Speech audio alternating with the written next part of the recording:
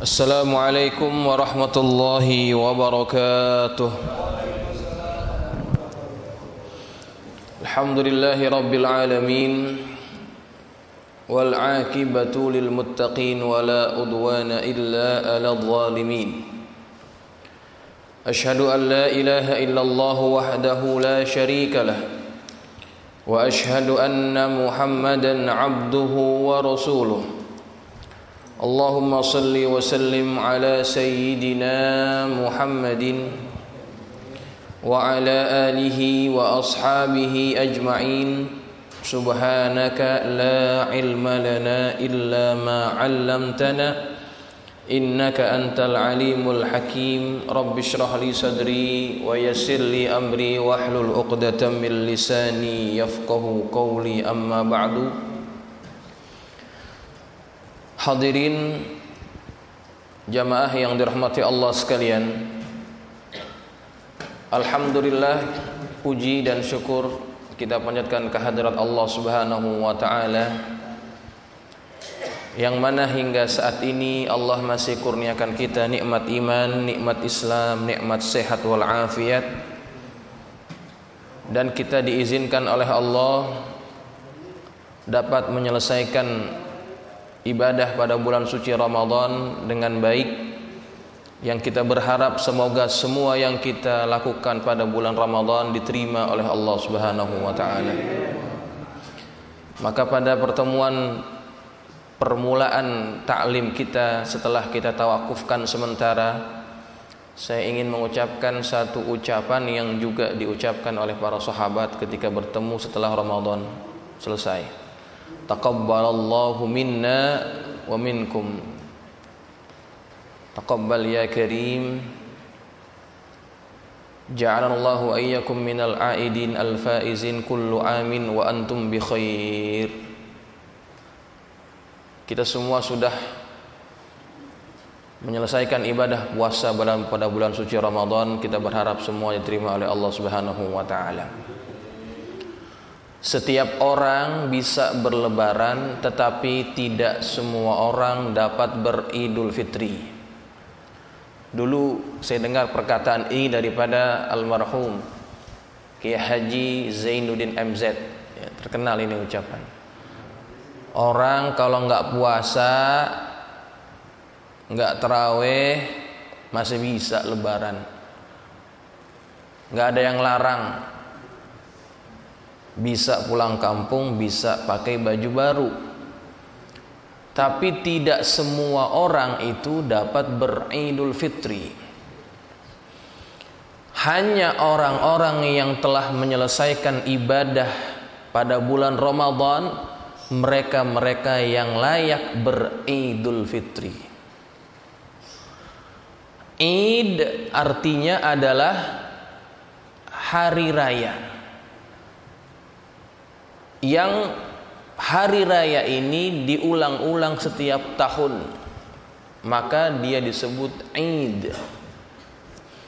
Sedangkan yang satu lagi, perkataan yang satu lagi adalah Al-Fitr. Apa arti Al-Fitr? Nah, banyak di antara kita yang memahami Idul Fitri adalah hari di mana kita kembali kepada kesucian.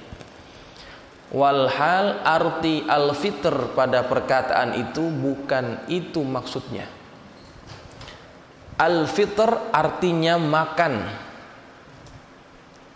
Jadi hari raya Idul Fitri adalah hari raya makan. Kenapa disebut hari raya makan? Karena itu adalah hari raya di mana kita diperbolehkan, bahkan diharamkan oleh Allah berpuasa pada hari itu. Setelah kita dilarang selama sebulan makan makanan yang dihalalkan oleh Allah karena mentaatinya, setelah selesai itu semuanya, kita berhari raya, bergembira. Di antara bentuk kegembiraan itu adalah kita makan. Makanya kalau orang buka puasa itu disebut apa namanya? Iftar. Ya. Iftar itu artinya berbuka. Ya buka apaan? Makan. Begitu. Nah, makanya dari itu juga kenapa kita diwajibkan membayar zakat fitrah pada akhir-akhir Ramadan atau permulaan Syawal. Kenapa diwajibkan itu? Karena tujuannya agar tidak ada orang yang tidak punya makanan pada hari raya. Paling-paling kurang makanan pokoknya ada di rumah. Maka wajib semuanya, hatta yang miskin juga wajib keluar zakat fitrah. Kalau memang dia ada perbekalan untuk beberapa hari, dia wajib keluarkan itu untuk dirinya dan keluarganya. Tujuannya apa? Agar mereka dapat berhari raya dan bergembira. Di antara bentuk kegembiraan yang paling kecil adalah pada hari itu tidak ada orang yang kelaparan. Ya, gembira. Maka itu makna Idul Fitri. Dan Nabi kita Muhammad SAW menjanjikan lagi dalam satu hadis, lis-shaimi farhatani, bagi orang yang berpuasa itu ada dua kebahagiaan. Apa yang pertama? Farhatun inda iftarihi. Pertama adalah kegembiraan ketika dia berbuka puasa. Iftar di sini maksudnya bukan hanya buka puasa setiap maghrib, tetapi juga dipahami inda iftarihi adalah setelah selesai kewajiban dia berpuasa. Itu makna yang difahami oleh para ulama hadis. Tidak ada orang yang tidak bergembira ketika selesai menyelesaikan tugas kewajibannya pada bulan Ramadan. Gembira semuanya. Satu kegembiraan kita rasakan ketika selesai menyelesaikan tanggung jawab kita sebagai muslim. Dan satu lagi kegembiraan, kata Nabi, wa farhatun inda liqa'i rabbih, kegembiraan ketika berjumpa dengan Tuhannya. Yang ini dijanjikan oleh Nabi kepada kita sekalian. Siapa yang akan bergembira ketika berjumpa Allah? Hanya orang-orang yang berpuasa. Kalau orang yang tidak berpuasa, tidak ada kegembiraan bagi mereka, tidak ada Idul Fitri bagi mereka. Hanya orang-orang yang taat saja yang akan bergembira dengan janji Allah bahwa Allah akan menyambut mereka. Allah adalah zat yang paling sayang kepada kita sekalian. Maka perjumpaan dengannya adalah nikmat yang paling agung di antara nikmat-nikmat surga yang sudah kita dengar beritanya. Kita suka nikmat berupa makanan, nikmat berupa kelezatan dan sebagainya yang semua itu ada dalam surga. Itu semua kalah ketika apa? Ketika kita berjumpa dengan zat yang memberikan semua kenikmatan itu. Itulah menjadi nikmat paling besar. Ketika wajah kita dapat melihat Allah, zat Allah dengan secara langsung, itu adalah nikmat yang paling agung. Ini juga akan dijanjikan bagi orang-orang yang berpuasa. Jadi itu makna Idul Fitri, ya, bukan kembali berhari raya makan gitu ya. Saya tidak tahu dari mana asal mula Idul Fitri adalah kembali kepada kesucian. Mungkin ada perkataan yang sesuai difahami. Fitri itu ada yang memahaminya sama seperti fitrah, ya. Fitrah itu apa? Fitratallahi allati fataran nas 'alaiha. Apa fitrah itu? Fitrah kita adalah ketika kita mengakui Allah sebagai zat yang kita jadikan Tuhan. Itu fitrah namanya. Kapan kita mengatakan itu semua? Ketika kita berada di alam ruh. Ketika Allah tanya kita, alastu birabbikum? Kita semuanya jawab waktu itu. Masih ingat atau tidak? Nggak ingat kan? Makanya Allah ingatkan dalam Quran, ketika Allah tanya alastu birabbikum, kita menjawab semuanya, qalu bala syahidna. Ya, betul kami mengakui bahwa engkau adalah Tuhan kami. Nah, itu namanya fitrah kita. Makanya setiap orang yang lahir ke dunia, maka dia lahir atas kesucian ataupun fitrah. kullu mauludin yuladu 'alal fitrah. Setiap yang dilahirkan maka dia lahir atas dasar kefitrahannya. Apa fitrahnya? Mengakui Allah sebagai Tuhan. Kemudian bapaknya nanti yang membuat dia menjadi Majusi, bapaknya yang membuat dia jadi Nasrani. Begitu. Ya. Nah, ini mungkin kenapa akhirnya disebut sebagai Idul Fitri, kembali kepada kesucian. Apalagi ada yang kita dengar juga daripada guru-guru kita, kalau orang yang setelah selesai bulan Ramadan dibersihkan dari segala dosa-dosanya seperti dia baru dilahirkan daripada ibunya, begitu, maka dia lahir dalam keadaan suci, begitu ya.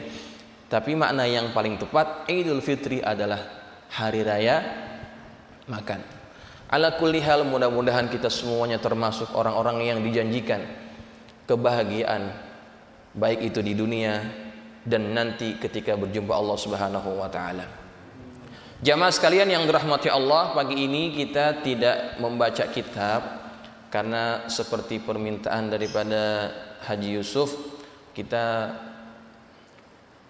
buka dulu secara umum saja dulu ya, sebagai pembukaan, pemanas badan, yang insya Allah apa yang saya sampaikan ini berkaitan dengan ilmu ya, supaya kita lebih semangat lagi mencari ilmu.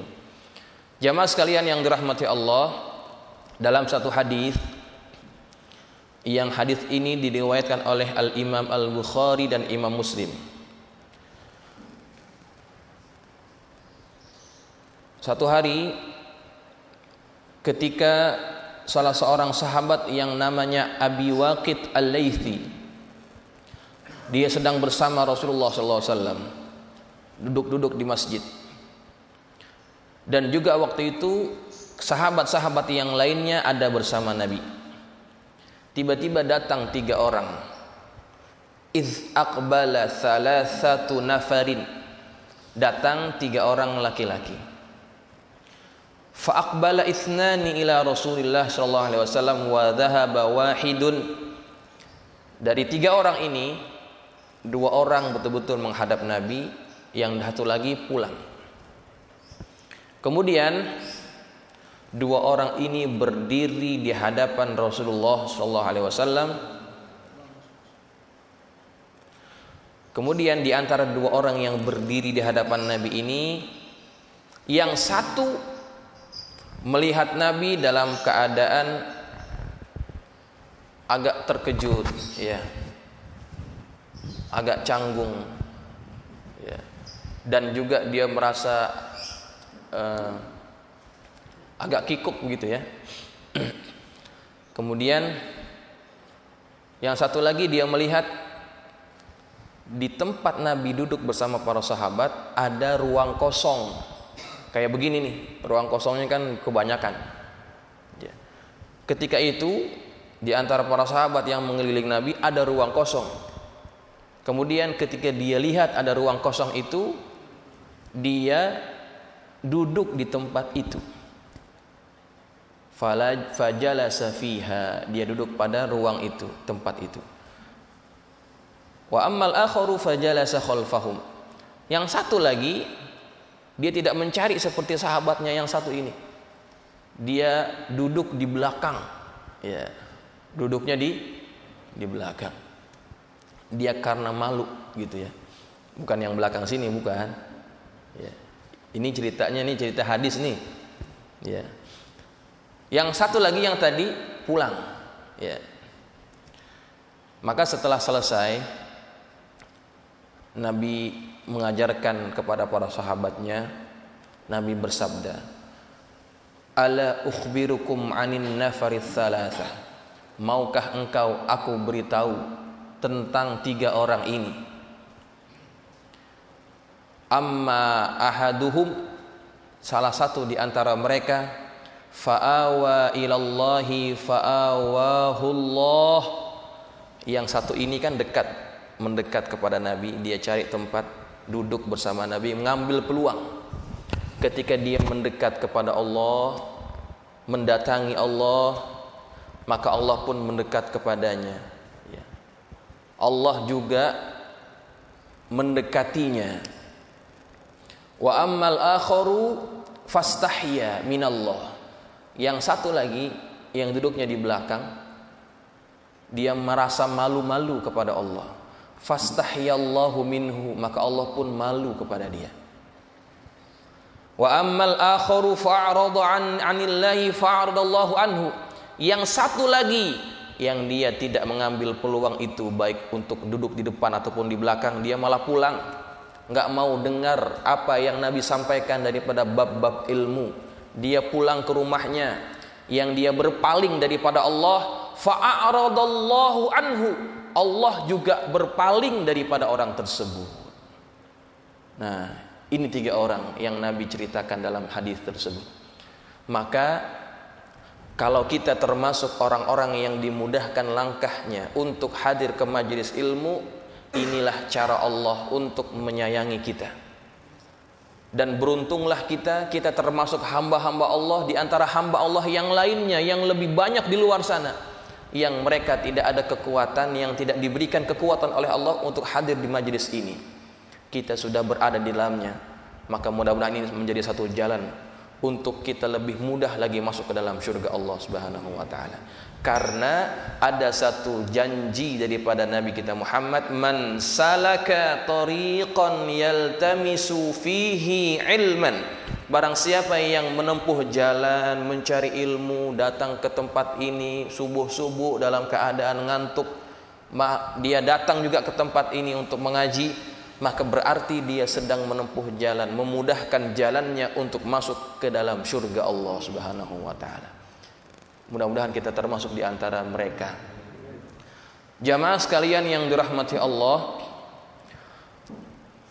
dalam satu riwayat yang lain, Nabi kita Muhammad SAW ketika keluar daripada rumahnya, Nabi melihat ada 2 halaqah. Halaqah artinya kumpulan orang yang sedang duduk-duduk. Halaqah pertama, mereka-mereka yang sedang berzikir dan berdoa. Halaqah yang satu lagi, mereka sedang membicarakan ilmu, membicarakan perkara halal dan haram dan sebagainya. Kemudian ketika Nabi sudah melihat mereka berdoa ini, Nabi bersabda, kata Nabi, kilal majlisaini ala khairin, kedua majlis ini semua berada dalam kebaikan, baik majlis zikir ataupun majlis ilmu, semua berada dalam kebaikan. Kata Nabi lagi, ahaduhuma afdalu minal akhari, sedangkan yang satunya itu lebih afdal di antara yang lainnya. Amma haula'i fayad'unallaha wa yarghabuna ilaihi in syaa'a a'tahum wa in syaa'a mana'ahum. Mereka-mereka yang berdoa kepada Allah, mengharapkan Allah mengabulkan doa mereka, berdoa kepada Allah, kalau Allah menghendaki, Allah boleh memberikan apa yang mereka minta, dan apabila Allah menghendaki, Allah boleh menahan apa yang mereka minta. Kan begitu ya, orang berdoa kan nggak semuanya wajib dikabulkan oleh Allah. Allah yang berhak mengaturnya. Wa amma haula'i fayata'allamuna wa yu'allimuna al-jahila. Sedangkan mereka-mereka yang sedang mempelajari ilmu dan mengajarkan orang-orang yang tidak mengetahui. Kata Nabi, innama bu'ithu mu'alliman. Hanya saja aku diutuskan oleh Allah itu sebagai seorang muallim. Apa muallim? Guru, pendidik, pengajar. Aku diutus oleh Allah itu sebagai pendidik kepada umat.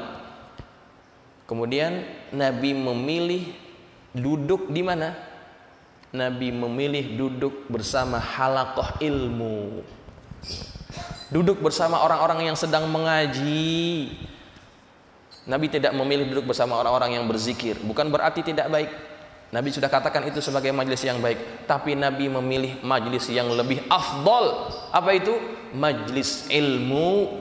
Karena majlis tersebut adalah majlis yang dapat mengajarkan kita perkara-perkara yang halal dan haram. Perkara-perkara yang dapat memperbaiki bagaimana muamalah kita kepada Allah dan muamalah kita kepada sesama makhluk Allah Subhanahu wa taala. maka ini adalah majelis yang paling afdal di antara majelis-majelis yang lainnya. Maka beruntunglah kita juga di antara orang-orang yang hadir pada majelis ini, karena ini majelis yang dicintai oleh Allah Subhanahu wa taala. Dan majelis ini adalah majelis yang dimana Allah turunkan rahmat yang begitu banyak kepada kita.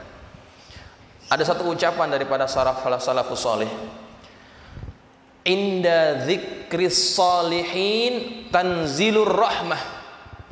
Ketika diceritakan tentang orang soleh, maka itu antara asbab Allah turunkan rahmat.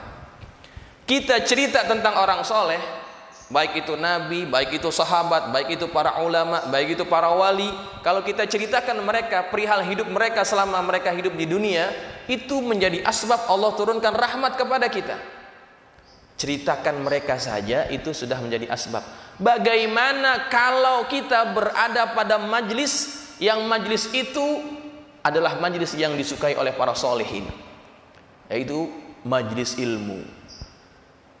Pasti lebih banyak lagi barokah yang Allah turunkan, pasti lebih banyak lagi rahmat yang Allah turunkan pada majlis ilmu tersebut. Yang ngomongin orang soleh aja itu jadi sebab Allah turunkan rahmat, apalagi kita betul-betul berada pada majlis yang menjadi kesukaan orang-orang soleh, pasti lebih banyak lagi. Nah, berkaitan dengan rahmat yang turun di majlis ilmu, ada satu cerita ini. Saya tidak pasti, saya tidak tahu saya pernah cerita ataupun belum. Ini cerita terjadi di Surabaya.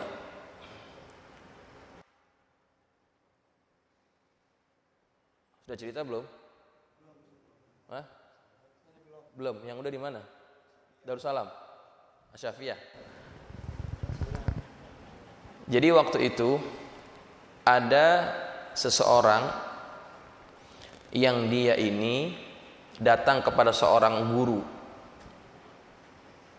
Dia minta tolong kepada si guru ini bantuin dia. Bantuin apa? Bantuin dia ingin taubat. Taubat dari dosanya mengambil riba dari orang-orang. Jadi nih orang punya pekerjaan sebagai apa?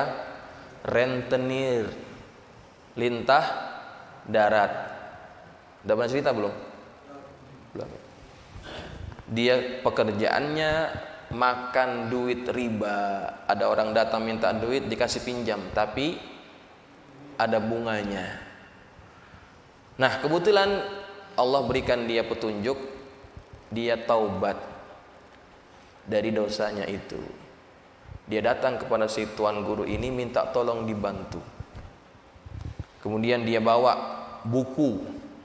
Di buku itu tertulis semua orang-orang yang pernah berurusan riba dengan dia. Ustadz, ini saya serahkan bukunya, saya serahkan duitnya, tolong selesaikan. Kembalikan harta mereka yang pernah saya ambil. Begitu. Ya betul-betul nih. Karena kalau hak Adam, kalau kita makan mereka tanpa hak, berarti kita buat zolim. Ya. Tidak akan Allah ampuni sebelum kita selesaikan urusan kita dengan mereka. Kalau hak Allah, kita taubat selesai urusan. Tapi dia tidak begitu. Dia ingin selesai habis semuanya, bukan hanya taubat, tetapi dia juga ingin kembalikan duit-duit yang pernah diambil secara tidak hak. Maka kemudian dibantu. 3 hari setelah pertemuan itu, kemudian orang ini ditakdirkan meninggal dunia. Dan orang ini, yakni si orang yang bertaubat ini, ketika meninggal dilihat oleh si tuan guru ini meninggal dalam keadaan yang sangat-sangat cantik dan sangat-sangat baik keadaannya. Ketahuan daripada wajahnya bahwa dia mendapatkan mati yang husnul khatimah. Matinya mati baik, cakep. Nah, si tuan guru ini yang heran malahan. Kenapa heran? Kok bisa begitu mudah dia matinya dalam keadaan husnul khotimah? Padahal setiap harinya, seumur hidupnya dia mengambil harta yang tidak hak, makan duit riba, tapi matinya dalam keadaan yang begitu cantik, mati husnul khotimah, dia bingung gitu. Kemudian kebingungannya ini diadukan kepada gurunya lagi. Kemudian kata si tuan guru, saya kenal orang yang kamu ceritakan itu. Saya tahu dia. Kebetulan si tuan guru ini tinggalnya tidak berjauhan dari tempat tinggal mereka. Saya kenal dia. Dan pernah satu kali dia datang ke majelis saya. Tapi bukan untuk ngaji, tapi buat apa? Nyari orang yang pinjem duit sama dia. Itu tujuannya. Sampai ke majelis-majelis dia cari itu. Ya, lintah darat, iya Kak. Di mana aja dia kejar. Nah, kebetulan dia dengar dia datang ke majelis, didatangin ke majelis, tapi tujuannya bukan buat ngaji, buat nyari duitnya. Tapi kebetulan waktu dia masuk dan dia duduk, aku lihat, kata tuan guru ini yang ahli mukasyafah, aku melihat ketika dia duduk di majelisku, kebetulan dia kebagian rahmat yang turun di majelis tersebut. Dan setelah itu saya yakin bahwa dia pasti akan jadi orang baik, gitu kata si tuan guru. Saya yakin satu saat dia akan jadi orang baik karena dia dapat apa? Rahmat yang turun di majelis ilmu. Masya Allah. Ini kalau kita dibukakan hijab oleh Allah, ini yang hadir lebih banyak daripada kita, ya. Malaikat yang hadir ke tempat ini lebih banyak daripada kita. Karena mereka di antara tugas-tugas malaikat yang tertentu, ada yang tugasnya mencari orang-orang yang berzikir dan berada dalam majelis ilmu. Ketika sudah dapat, mereka akan berkata sesama mereka, halumu ila hajatikum, kesini, kita sudah dapat yang kita cari. Mereka datang berbondong-bondong ke sini, ke majelis-majelis yang seperti ini. Nah, maka ketika orang ini datang ke majelis tersebut, dia dapat rahmat yang turun di majelis itu. Maka kata tuan guru, jangan heran kalau kamu cerita begitu, karena saya pernah melihatnya mendapatkan rahmat yang turun di majelis ilmu. Nih satu lagi motivasi bagi kita. Ketika kita hadir ke majelis ilmu, rajin datang ke majelis ilmu, walaupun kita nggak faham kadang-kadang. Ada orang yang ngaji dari awal sampai akhir tidur aja gitu. Ada yang begitu kan? Walaupun begitu, itu jauh lebih baik daripada yang orang tidak datang ke majelis ilmu. Ya, datangnya dia mengundang rahmat Allah, duduknya dia mengundang ampunan daripada Allah. Nanti satu saat dia juga akan diberikan kefahaman daripada Allah Subhanahu wa taala. Ya, ini kelebihan orang-orang yang hadir ke majelis ilmu. Walaupun dia tidak pegang pena, tidak pegang pulpen, tidak pegang kitab, tapi itu juga jauh lebih baik pahalanya dibanding ibadah-ibadah yang lainnya. Kata seorang sahabat, salah seorang tabi'in yang bernama Ka'bul Ahbar. Ka'bul Ahbar ini dulunya dia ahli kitab, tapi akhirnya dia masuk Islam, terkenal ini.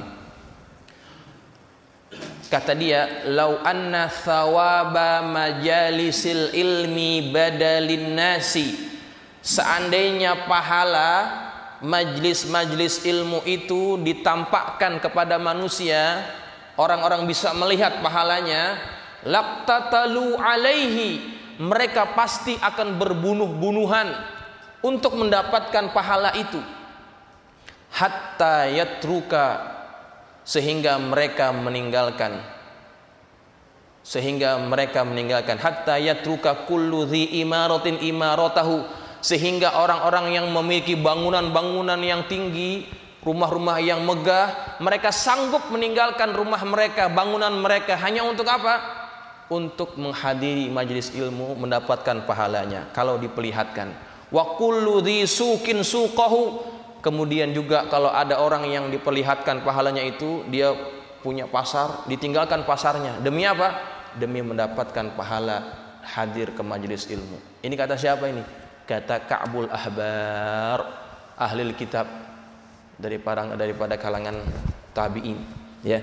Jadi datang ke majelis ilmu banyak kelebihannya.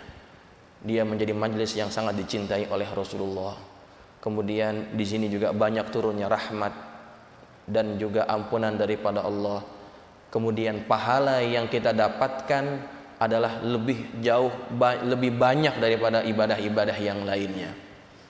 Kemudian kita datang ke majelis ilmu, kita berada dalam keadaan fi sabilillah, dalam keadaan di jalan Allah Subhanahu wa taala. Mati kita di jalanan, kita berada dalam keadaan mati syahid, ya, mati syahid, tidak dapat pahala ganjaran orang-orang yang mati syahid. Inilah kelebihan orang-orang yang rajin hadir ke majelis ilmu. Mudah-mudahan ceramah ini sebagai pembuka menjadikan kita lebih bersemangat dalam mencari ilmu, baik di musola ini ataupun di tempat-tempat yang lainnya.